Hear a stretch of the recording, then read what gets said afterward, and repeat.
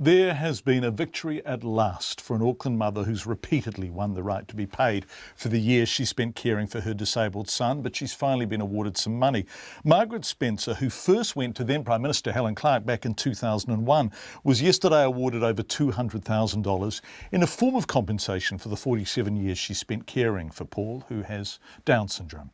There are broader issues here. They're covered in part by the Atkinson case. In short, this is about the rights of the parents of disabled children to receive compensation for caring for them. Margaret Spencer, represented by Jim Farmer QC, to whom, as you'll hear, she is incredibly grateful, kept fighting in the courts, and she kept winning too, and the Ministry of Health kept appealing. But yesterday she was awarded $207,000 for pecuniary loss. Margaret, accompanied as she always is by Paul, came into the studio to talk about what a personal victory this is.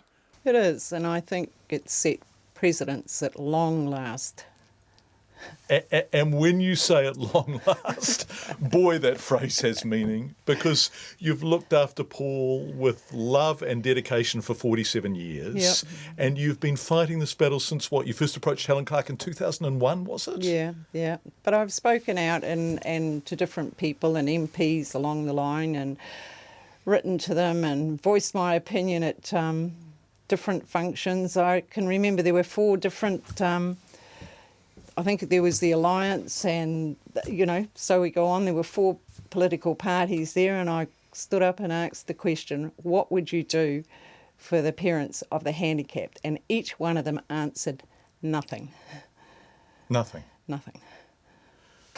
So, Paul, forgive me for talking about you in front of you, but Margaret, if you weren't, for whatever reason, able to look after Paul, the state would care for Paul, right? Absolutely. 24 hours a day? Yes. With adult caregivers paid whatever adult caregivers are paid. Correct. And for doing the same thing, for saving the state the cost of doing that, you were paid...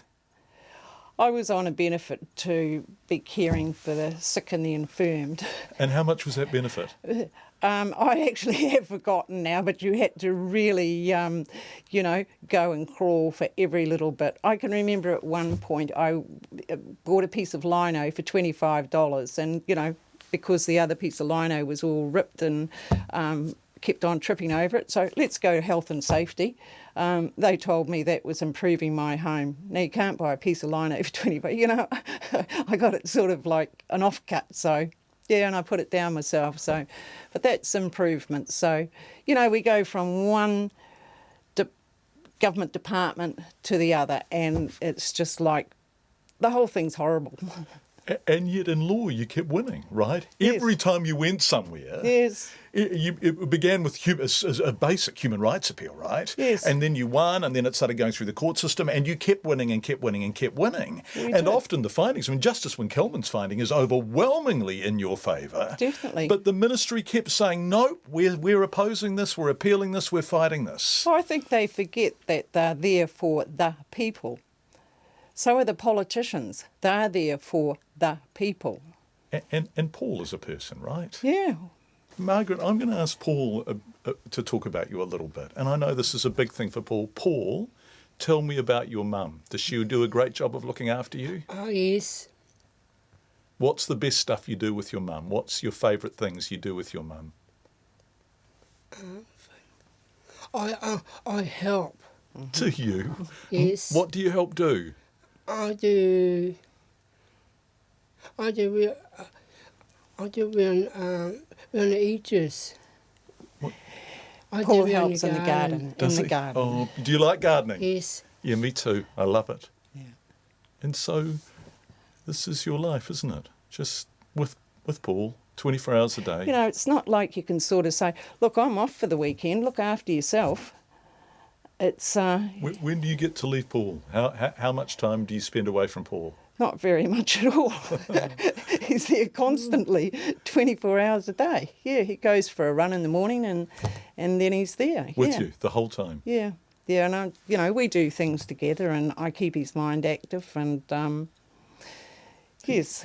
I'm looking at Paul now and I see a hearing aid, some kind of hearing aid. Yes. So he has some hearing difficulties? Yes. And sight, how's Paul's sight? We won't wear our glasses. We Right. can't see far away. Right, okay.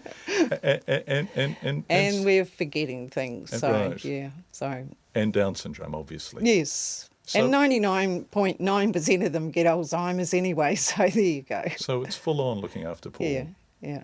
But at the same time, I'm probably bloody minded. So, Probably. I reckon you can state that as fact. But good for your bloody mindedness, right? Yes. Because look what you've achieved. well, I haven't achieved it by myself. You know, I couldn't have done it without Jim. And I really love to mention these people's names. We would love you to. So Thank you. This is a list of names, and these people have all worked pro bono, right? They have. So there was James Farmer QC, Suzanne Robinson, Michelle Greenwood, Harriet Quinlan, Paula Gibbs, Tom O'Brien, and Jim's PA, Chris, who has run up and down the stairs a trillion times. But thank you to all those people out there that have done all these wonderful things. So I do truly thank them from the bottom of my heart. And yeah, because none of this would have been achieved if it hadn't have been for them, because I've knocked on plenty of doors, I've written plenty of letters, spoken to plenty of people, and really nobody's really, they don't care really. And I don't care what they come back and say. If they cared, I wouldn't be here today.